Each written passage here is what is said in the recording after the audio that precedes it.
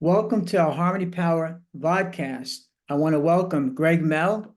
Welcome to the show. How are you today? All right, very good. And thanks, John, for having me. I can't think of anything more important than getting people like you onto this show. First, tell people who you are, what you're running for in office, and I think that's important that they get to know you a little bit before we talk about the real questions. Please. Sure. Greg Mele, of course, running for the CD6 House seat in New Jersey, the Republican side, going for the primary shortly, and hopefully then the general right after that. And no, I mean, I have been a conservative probably my entire life, I guess. We're always focusing on personal responsibility. I always felt it was important. And I've seen people who don't have that. And it just seems like that just leads to problems in many ways. So I'm a big fan of, smaller government getting out of the way so people can be responsible for their own lives in large part, left alone for many of the things where the government really has no business being involved. And otherwise, just trying to be helpful to as many people as possible. I'm in a second career now as an attorney, and that's for 21 years, coming up on 22. And that's a daily exercise in helping people. And so I want to expand that and hopefully help the district that I'm going for. And otherwise, just between that and my old career, which was finance and technology economics in Wall Street firms for 16 years, I have tried to build up skills to actually be useful and be able to understand the issues, the policies, and the solutions too, and bring solutions forward so that we could have some kind of improvement in everybody's lives. Appreciate you sharing that. What's some of the other seats that you ran for? Because this is not the first time you're running. So can you just share that briefly? Yeah. So, and actually, I had started this cycle actually in the Senate race, and I actually was trying to figure out how to make some headway. There were a couple of heavy favorites as far as the party leadership was concerned, and so actually in early February, I was looking at the situation, thinking about, what should I do? Should I continue with the Senate? Should I switch to another race? That kind of thing. And actually, there was a podcaster that had posted about wanting to set up and at that time, a Republican Senate candidate debate. And at that point, we had about 10 people on the Republican side. A lot of them signed up right after the new year. But he named 4 of the folks as far as being, I guess, if you want to think of it as tier 1 versus tier 2 candidates, because a lot of others were unknown, hadn't really campaigned yet much, and no financing, anything like that. And one of the 4 was me. So suddenly there was an air of viability of some kind with me. And then I got a couple of calls from the party bosses, so or some of them, and they pretty much said that they were hoping to sort of narrow the field in the Senate race to have the main competitors there have less people to fend off or whatever it is. And would I consider switching to a House race, which was interesting timing because I was contemplating different options. And among a couple of others, they said that the district I'm going for now, which is the CD6, most of Middlesex and along the shoreline partway from Monmouth counties, they said they were very thin on quality candidates. They had a couple of very young and new to campaigns candidates, and so they suggested that was a place where I could do well. And I did make that leap. The county bosses sometimes, also have their own idea. They were kind of set on one of the folks who promised in an interview even that he would do whatever they told him to do if he got elected. That's very attractive to a county boss who wants to have their way implemented instead of someone who is thinking about his constituents more. So he got the line, and we did try to fight that. I mean, I became, I was the first Republican candidate, first of all, to speak out publicly against the county line system. It has been deemed unconstitutional, but it's only been applied as a result to the Democratic Party this year. I think by next year it'll be gone. Unfortunately, we have one more year now to deal with that. But in December, I sent out a press release along with Andy Kim and a couple of others on the other side, trying to discredit the county line system and the corruption it breeds. And then eventually I wound up joining a lawsuit with a couple of folks on the Republican side. Really, if it's unconstitutional for one, it should be unconstitutional for all. But the court saw it differently and divided their decision to just say the Democrats. So then we started another suit to see if we could show that injustice, basically. By that point, it seemed that it was too late to the judge in that case. So we didn't get it this time. But nonetheless, I mean, this is a stark comparison of the establishment puppet versus the, basically, I'm America first. I've been America first. And looking for people to have their freedoms as much as possible. Now, just beyond that, in terms of going back, I had a couple of smaller races. So, I want to hear all about it. I want to get to the topics of the show, but just Sure.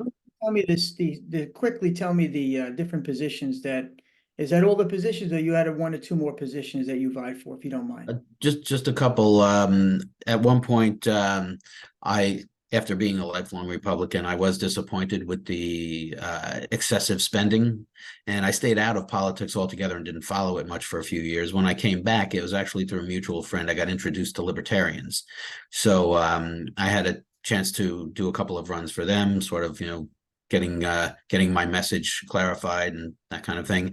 I ran initially for mayor of my town at the time, which was Bridgewater, and then I ran for the governor's race, actually. So I was the libertarian candidate for governor, and I got out a lot more than the typical third-party candidate.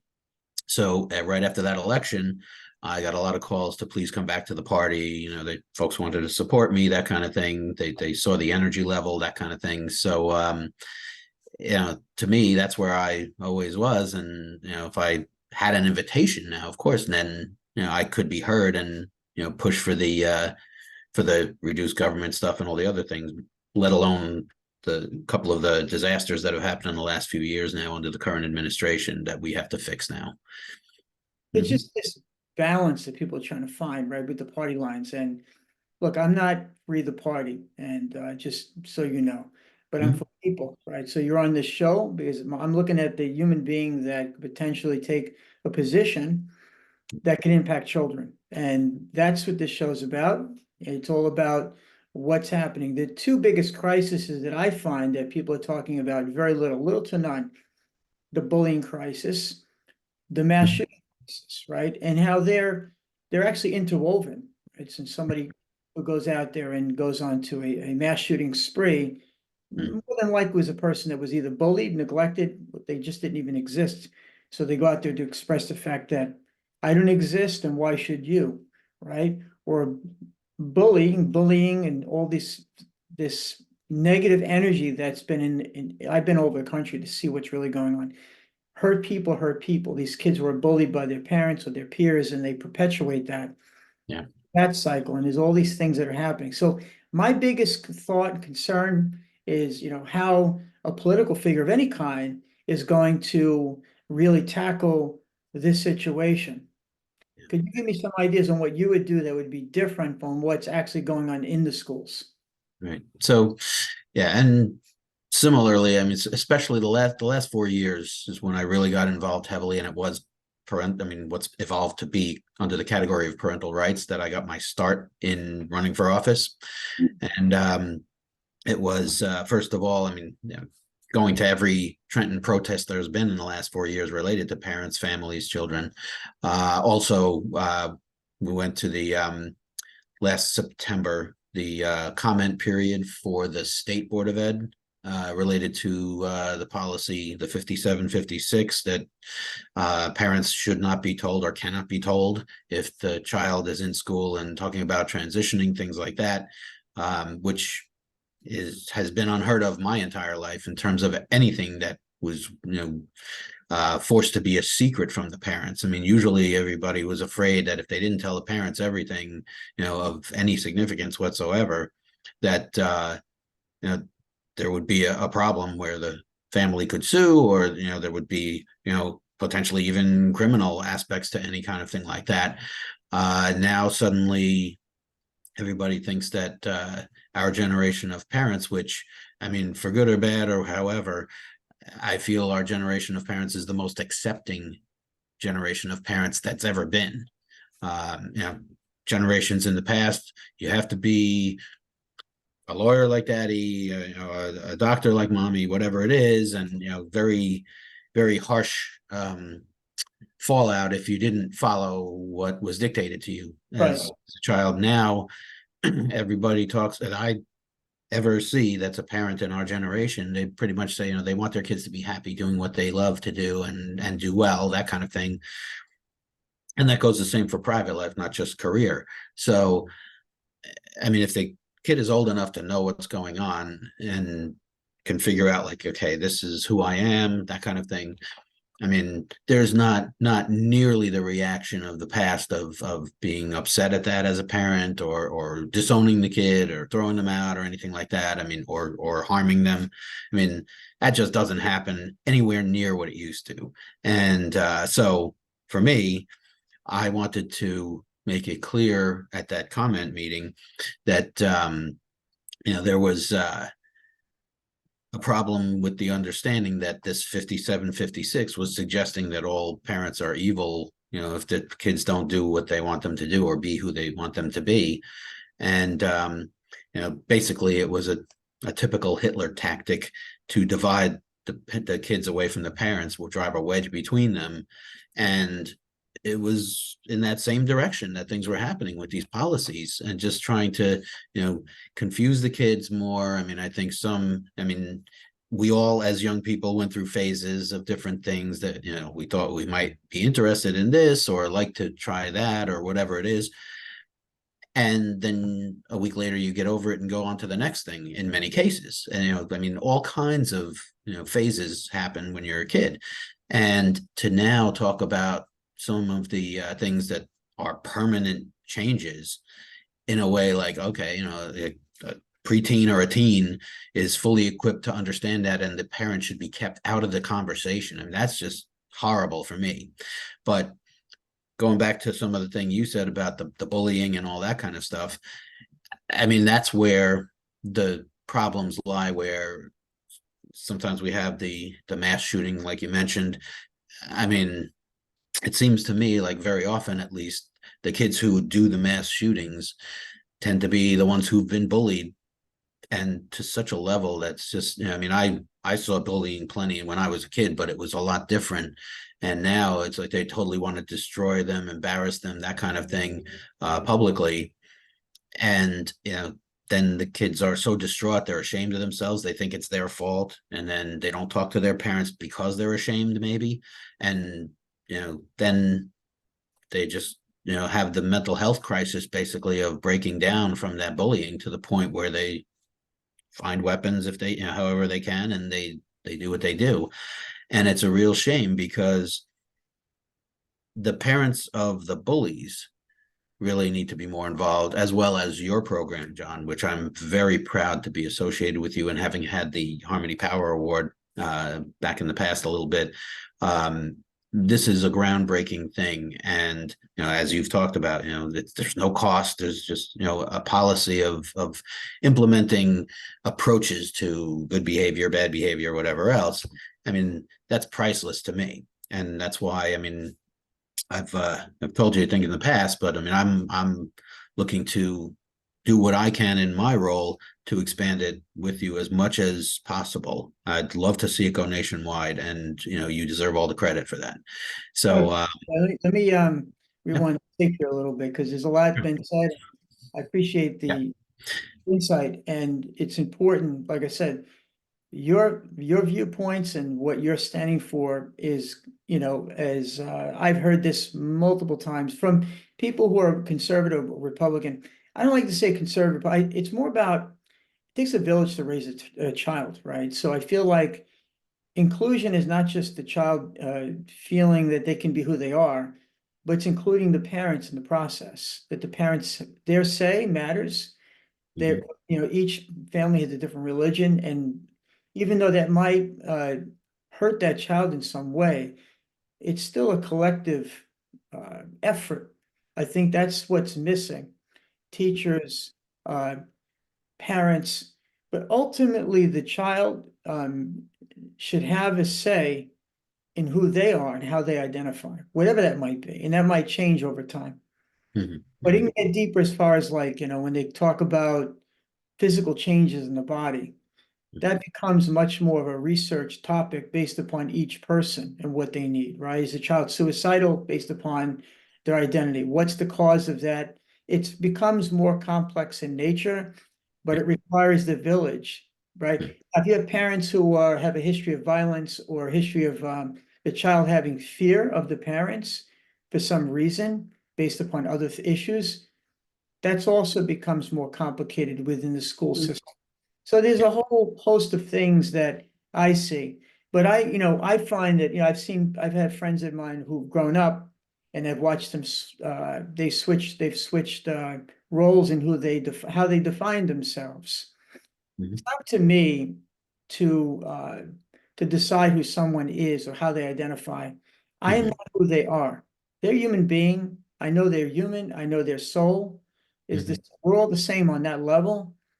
But Yeah. if I tell my close transgender friend, I understand you, that's insulting to them. I don't understand them. I Mhm. have to respect them. Or as a veteran, if I'm out there as a soldier and I'm protecting my country, I don't care about how a person identifies next to me.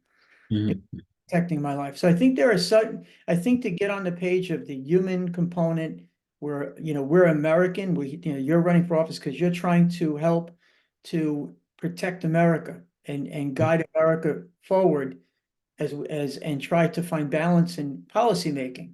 So it's not Mhm. extreme one way or the other, that there's a balance. Yeah. I say harmony, right? There's a Yeah. balance of these things. And I think that sometimes they shift and they go to extremes because we're trying to find a balance. And Mhm. everybody wants to be right, but Well, we have to make it right. We have to make it right. And yeah. and who's getting neglected? Yeah. Children. They're getting Yep. neglected, right? So Yeah. No, and believe me, in politics, I've seen a lot of people who want to think they're right all the time.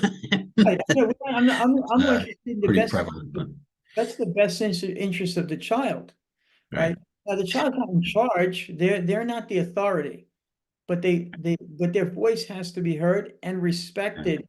And when they're not heard, children that are not heard leads to the mass violence that we've been experiencing because they're not being heard. All right.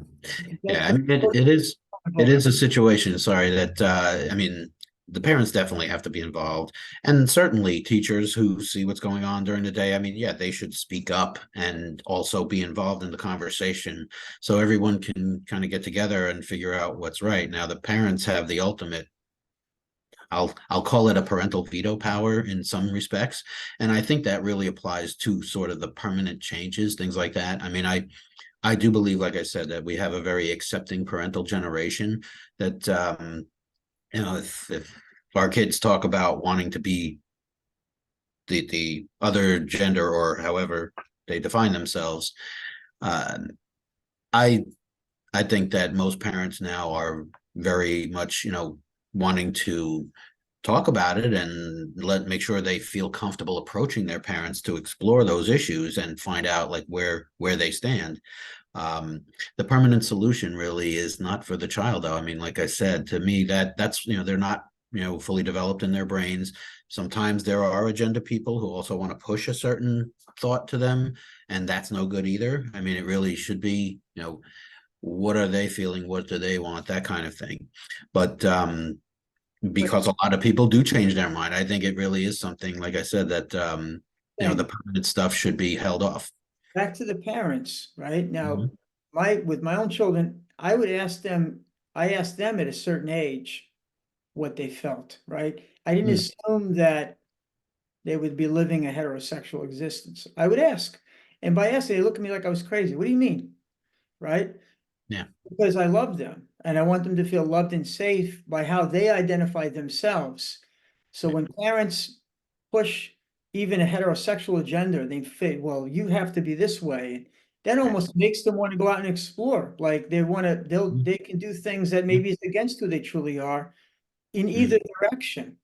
So, but Yeah, the guy, absolutely does happen. like, Mhm. how do you identify? Not what do I say that you are? How do you identify? Why do you want to wear that? Why do you Yeah, want to, what's your feeling?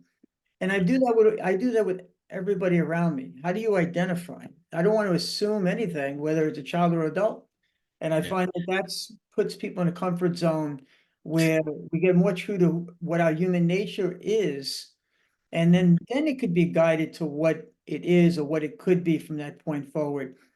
yeah. I It, think it is that simple.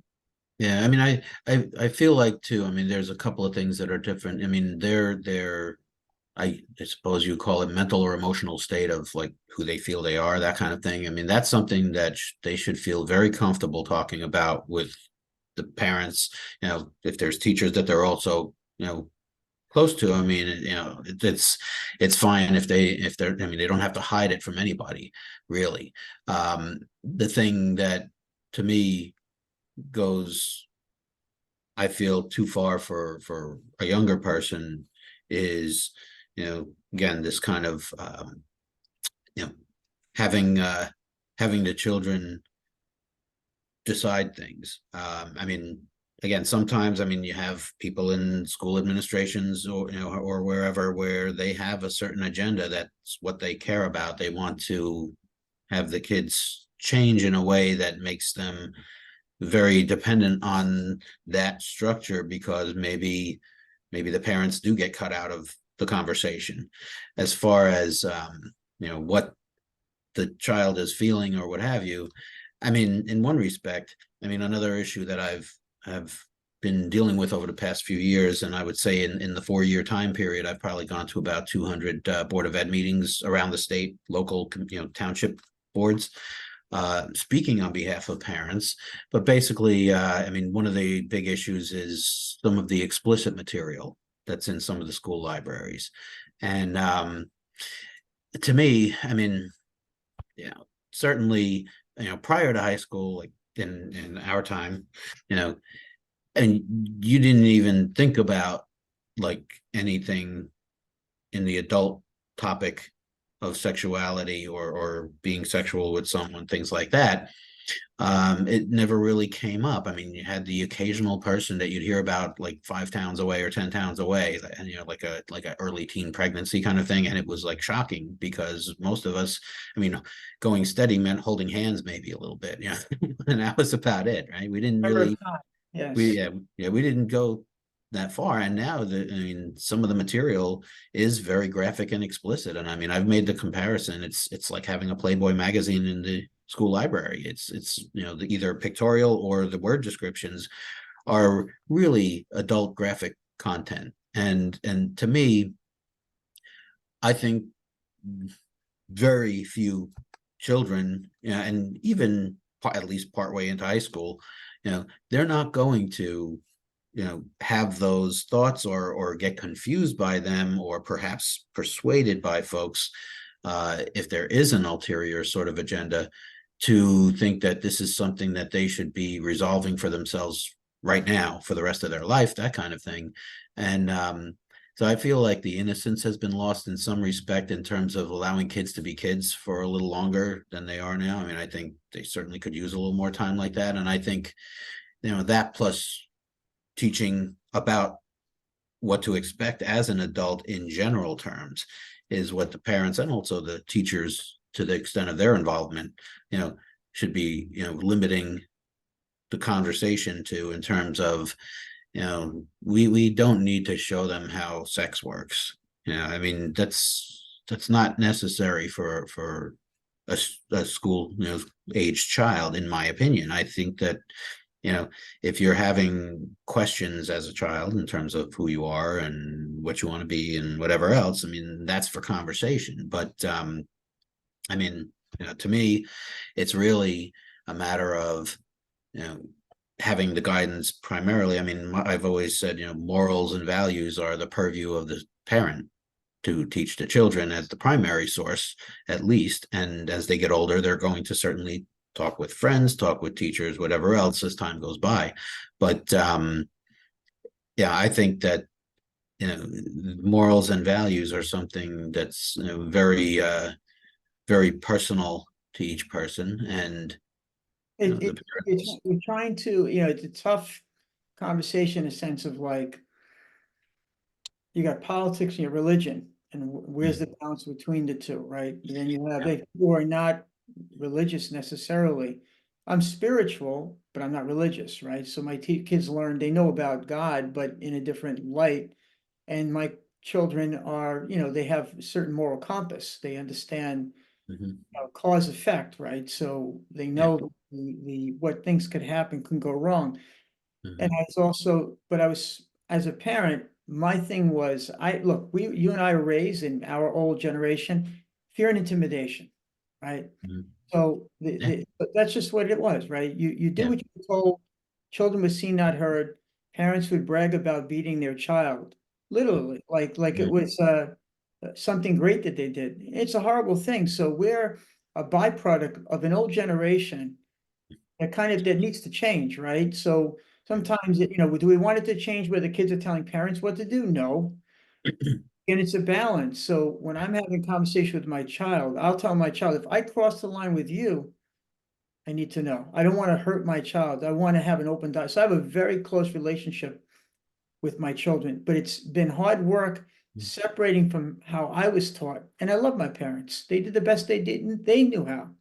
Mhm. This newer generation, they have access to the world in their hands. We don't have control over that. But what I have control over is the dialogue I continue to have with them so that when they look at these things or whatever they're not going to sneak things unless they're afraid. Yeah. And it just becomes less interesting to them because everything's not so forbidden. So Mhm. I find that when my kids are more involved in the arts or in sports and things like that, they're less on gadgets. They're develop better interpersonal skills. This is really the key. Yeah. And the constant dialogue. So I feel that that's the parental piece is the biggest piece that's missing. And Mhm. that comes from the economic piece where, you're lucky to have one parent home. It's a Mhm. whole different generation. And Yeah. Yeah, we definitely crossed the bridge there. We're the last generation, I think, to have the parents kind of the way you right, described, and the first generation to have kids the way we have. right, I, it's a a hard whole time big for change. parents. Yeah, But yeah, and no excuse, I would say this, is no excuse why it's not about how much time a parent spends with the child. It's they need to put their phone down right.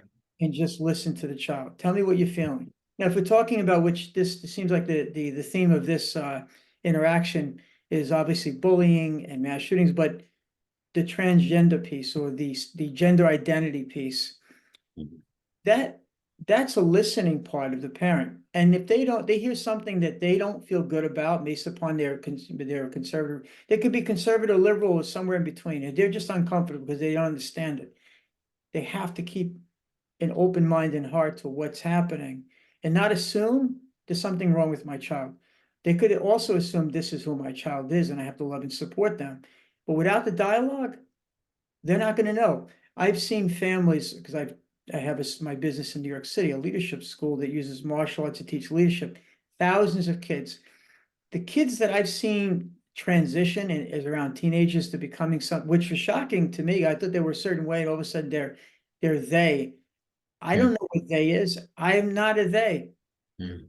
right? So, Yeah. and I love these kids, and I'm used to identifying a certain way.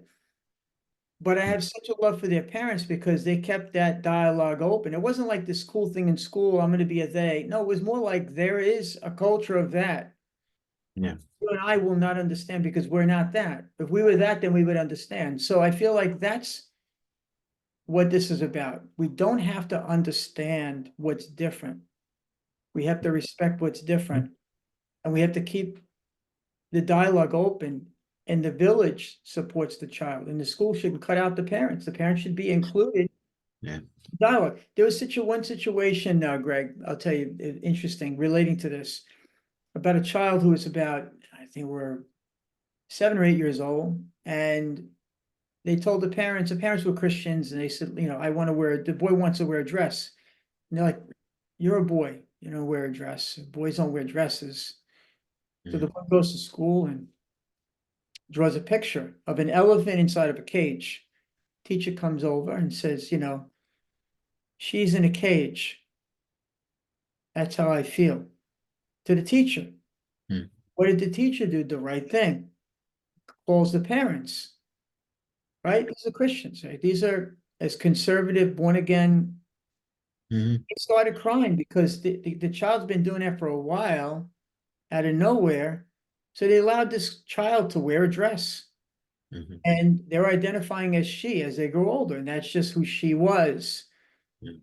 Now, do the parents understand their child? No, but they're going to support what they don't understand, and maybe they'll have some Mhm. level of understanding because they love their child. So the child has to be loved and safe regardless. I think that's what this boils down to. It. No one should be hiding who they truly are. Right. How they Mhm. develop will hopefully be who they truly are. They shouldn't be walking the streets feeling unsafe because of how they identify. I think that's the military teaches me that because there's such gender identity. They hide behind uniforms, and Mhm. you don't care about that when you're protecting your country. You care about your fellow soldier. That's what people don't realize. Like all of that becomes like this, not even part of the conversation. Mhm. No, and yeah, I mean, one thing you hit upon also earlier in that segment, I've been saying for a long time, one of the reasons that like our generation is the first to deal with a lot of different things is I mean, yeah, you had the two income families, global competition was inevitable and came to the shores or whatever, and now you have a lot of two income families, right? So that's where, especially Gen X, us, we were the latchkey kids, right? So we didn't have a parent at home all the time. And so in one respect, it's, well, I mean, of course, it's unfortunate if you don't have as much time with your children in general, but also, I mean, some teachers, were extraordinary in helping to, talk to the kids, find out, if they're having any issues, asking them about it, letting them open up about it. And then, like I said, from our time as children, then the parents would be told if there was something significant going on, that kind of thing, or any problems that were happening, whether it's bullying or otherwise, really. And so I think in some respects, I mean, we kind of had in our generation as parents, sort of two types of parents. Um, the the parents of our generation that as children were raised kind of, left alone and to, entertain themselves, or they could get into trouble and the parents weren't right around all the time to sort of warn them of dangers, things like that in general. I mean, some of them said, as adults now and as parents, I want to be more involved than my parents were with me, that kind of thing. And Yes. in their perception, okay, I want to give more guidance, that kind of thing. And yeah, I mean, it's different for everybody too, who they are as a child and as a parent. For me, I mean, hearing from my parents, this is not good for you. I said, okay, fine. No temptation whatsoever to break a rule. I just felt like, okay, they have to know better because they've been around longer, was kind of my mentality as a child. So I just accepted when they said, you shouldn't do this or that, like, get into trouble. I mean, of course, you start out with don't touch the hot stove when you're very Yeah. small, but it goes from there to other things that the negative effect doesn't come till later. And so the child's brain might not make the connection immediately for that. And they might think, oh, what's wrong with this? They do something. I mean, like first smoking, for example, something like that. Yeah. You do it today and it's like, okay, I don't feel much different. Right. So what's the problem? But you don't know that the cumulative effect, you can't make the connection with the child's brain so early. So, yeah, in that respect, I figured that there were things to be concerned about or even afraid of in some cases, in terms of you shouldn't do those things that can lead to a lot of trouble with yourself. So yeah, like I said, for me, No problem. Okay, yeah, fine. I'm not worried about doing that because you know, you've explained to me, and I trusted my parents to the extent, I mean, if I asked them why, they would tell me. It's not like they just said because, right? But on the other side of it, even if I didn't, you know, stop and have a conversation about it, it was good enough for me because I knew that they were looking out for me. And in fact, you know, maybe even overprotective, but that's fine. To me, that was an indication of love when they were overprotective in general. So, Here's the thing, you were raised in a situation where you felt loved and safe, right? yeah. I Mhm. had my situation was a mixed bag. I want to go into my life story. And some people say, I don't know how you came out of it. I was fortunate in certain ways and I had other serious struggles as a child. Like when I was very young, I was, on the streets with my mom. She was a drug addict. It was that, the era of the late 60s, early 70s. So Mhm. I've seen a lot and experienced a lot in that era. And then I Yeah, was raised by my father and my stepmother, but these were challenging times. So sure. wasn't this pretty, house on a pretty picture, but I also had my needs met as it once there was stability from the age 6.5 onward, I'd have my needs met, but I dealt with bullying on a very severe level, where kids Mhm. wouldn't allow me to be who I was. Yeah. Just be John Marion. I couldn't be that. I got made fun of for a whole host of things. So Mhm. that's why when it comes to this gender identity, I'm sensitive to it because I was bullied just because they felt I was different, regardless of what their difference was, right? And Mhm. everything horrible happened to me. So for me, they have that human right to be who they choose to be.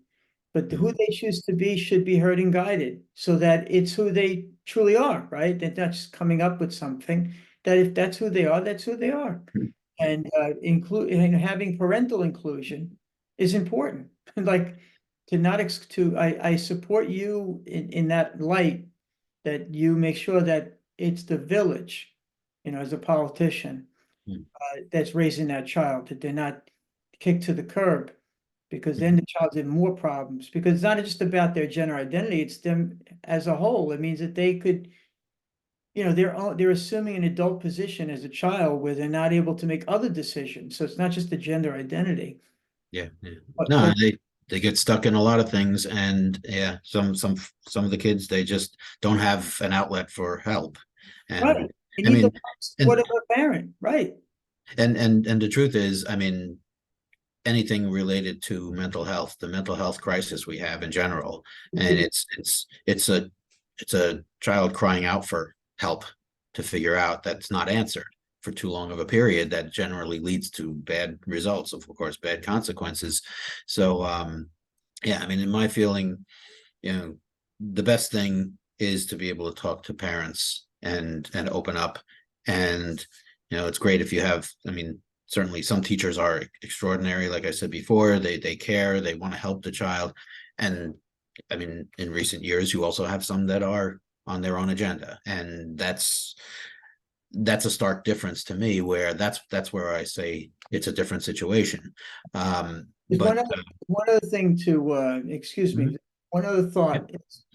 Parents have let's say you have a parent with a severe narcissistic behavior where they're physically threatening to their child. That child can't communicate with that parent. Like there are parents like that. Let's just keep it real.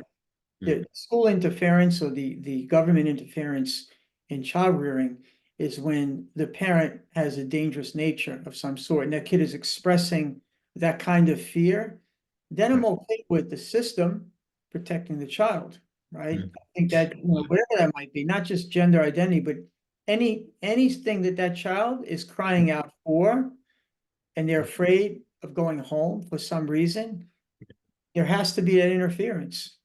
well, yeah. And this is the thing, I mean, you know, in the past also we heard a lot of times about alcoholic parents, right, that would abuse the kids when they came home and the kids didn't want to go Oh, home. And that's legitimate, totally legitimate right. issue. That, Again, yeah, I when mean, they if get the into kids, gender identity, they'll torture that child. I mean, right, just that's the thing, and I know situations where I have a friend who was brutalized by his parents because he was gay, mm, brutalized, yeah, and really suffered greatly as an adult as a result of not being who he truly was. He was a gay man, simple mm, as that. yeah, And I loved him like a brother. And he hid it from me. Imagine mm, having a friend who doesn't even tell you. Yeah. It's, Yeah. I'm like, what are you telling me? I don't care. No, It's just, yeah. that's where we have to, really think about the village. You Yeah. know, Well, and that's why, I mean, like, yeah, I distinguish certainly, a parent with an indication or a history or whatever it might be of abuse, basically in any form. I mean, yeah, that's a quantifiable problem where, I mean, that's what DIFUS and protective services is there for, to also keep the kids out of harm's way. I mean, the biggest problem usually is the kid is afraid to tell anyone else, like you're talking about with your friend, that nobody knows there's a problem. Because I mean, if it's just happening at home, then there's not a great chance for people to outside the home to see that. But if the kid is willing to talk and say what's bothering them, I mean, a teacher can be very helpful if they're perceptive and see like, okay, there's a problem, something's bothering Johnny or Sarah or whatever, and then steps can be taken. The thing is on the other side of it is some of these policies that have come up in recent times kind of pre-convict all parents, in terms of how they try to keep information from the parents or separate the kids from the parents, forcibly, that kind of thing, where in a lot of those cases, nothing has happened to indicate any sort of issue with that. No safety issue with the parents being a problem for the it's a, kid. So it's like the balance of power, right? yeah. It's like if you talk about the schools and the teachers and the unions and the like, it's Hmm. about balance of power, that it's still a collective whole for that child, Hmm. no matter how you cut it, because you're right. Everything you're saying is I'm on board with that. I'm on board because I've gone into these places and seen, like, I got a glimpse. I went to 17 cities, got a glimpse of the crisis we're in. So it's glad, listen, we could talk about this all day. Oh, let me think about it. I talk about it all the time, and now you're on that same journey. So I want to wish you well. I want to first of all thank you for being on my show and wish you well in your journey as a politician. That you go out there and you make the difference and protect our children, please. Yeah. Yeah, they've always been number one in my list. That's the reason I started running, actually, was parental rights folks that approached me about trying to keep the parents involved in this picture. And to me, that's very basic. So yeah, I mean, like I said, some parents, coming out of the childhood we had, they're like overprotective and also even aggressive against teachers who are sincerely caring. And then there are parents who just see, they have a balance with their kids, everything is good there, but they're getting swayed away by some of the folks, like I said before, with an agenda, so to speak, a personal agenda. So it's very important to analyze all these different situations to see what actually is going on. And many people, and this goes across all political topics too, many people speak about opinions or observations or thoughts as fact that's been proven, with certainty, when it really hasn't. And it's been kind of like, pushing the political agenda. We all push the agenda we like to some degree, I think, or many. Certainly, I mean, everybody wants to see what they think is the best solution, right? They want to promote their solution as what they feel works best. But on the other side of it, when you start talking about, this is a fact, and it really hasn't been proved or disproved or anything like that, that's really an opinion. And so that's one of the fights I have in every area that I'm focused on, just to try to get to the actual truth, and as well as what we don't know for sure, one way or the other. So John, I really appreciate the chance always to talk with you and to be on the show. Thank you so much. I again promote your organization fully. You have my full support as well. And I think this is the most critical battle, like you said in the beginning. We have to make sure that the kids are taken care of, brought up in a good environment, and from there they're going to be better, well-adjusted parents and adults in general, and it's just going to make this world a better place. And I think there are certainly things that are too loosely dealt with or too strictly dealt with, And we've got to find that middle balance of what is the best for the children to grow up and be well adjusted, and of course, yes, find out who they are, also what they believe, and also what they observe about how human interactions work, things like that. And that leads to eventually policy positions for many people, whether they get involved in running for office or not. People have their ideas of what works in society and what doesn't. And so at all levels, I mean, a responsible and well-adjusted adult is worried about all these different levels of things. So, that's what I've tried certainly in the last few years to bring to the table. I mean, I have the empty nest thing going on, so I have a chance now to really spend a lot of time on this. And that's why I've been out there the last handful of years to just try to make everything as good as possible in what I believe to be, positive policies, et cetera, so that, people of New Jersey, in my district now, the state, and also the country, to be better off. And I think that's what's going to lead us to be a great country, and as we've been at times in the past, and need to try to get back to. I think there's a lot of character and integrity traits that as a whole, if a large group of people are learning that in a similar way, I think it leads to great leadership, responsibility, prosperity, and also a voice that can be heard beyond our border even, and make the world a better place. So that's my goal. I know it's your goal too, absolutely. So that's where we need to be. And it starts with the kids, and it just grows from there. And that's why I'm your brother in arms, so to speak, fighting this fight for the kids. So thanks again for having me. I appreciate you, and I appreciate the fact that you're advocating for a family unit. Yeah, As the village, as a absolutely. collective, is to make these children safer. So thank you so much again, and Thank you. well, I'm sure we'll be meeting again sometime soon. Yes, absolutely. Thank Thanks, you. John. Thank you. Appreciate it.